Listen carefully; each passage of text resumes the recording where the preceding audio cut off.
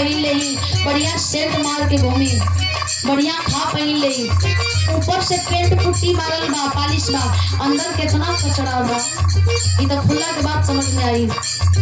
ऐसे कल गई बा कि दुनिया के कितनों विद्वान हो या ये अपने शरीर के यहाँ छोड़ के गई बारम, चाहे कितना हो भी तपस्या में वो लीन हो जाए भले ही, लेकिन इस शरीर को छोड़े हैं जरूर। कैसे अरे कैले रचना कार ऐसा,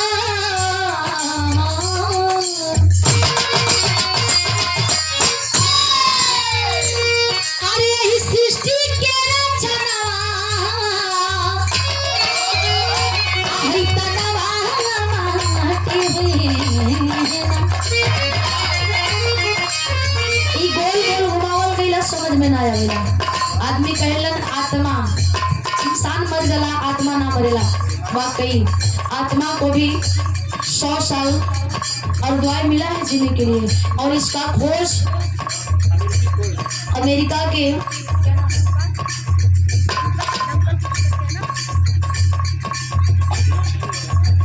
मुझे नाम अभी याद नहीं है, मैं नाम याद करी थी, डंकल या कुछ करके उनका नाम है। उन्होंने खोज किया था कि आत्मा का भार 25 ग्राम का होता है, आत्मा का भी भार 25 ग्राम का होता है, और आत्मा 45 बार जन्म ले सकता है।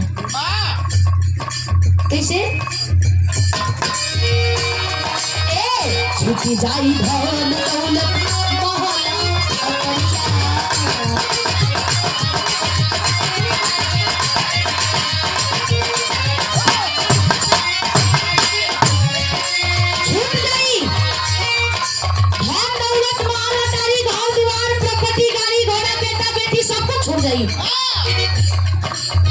बापू माई भाई का यही है ना में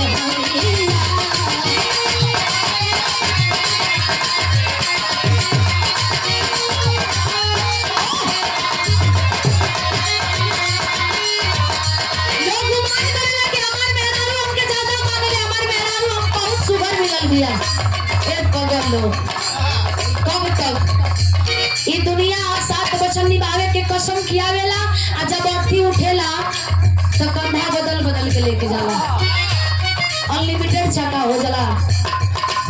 ये तरह कितना फरारी में घूमला, BMW से उड़ला, फॉर्च्यूनर स्कॉर्पियो से चलला, लेकिन जाए के वही हरियर की मारुति पर बा। कैसे कोई नाही रही जा सब चली जाई,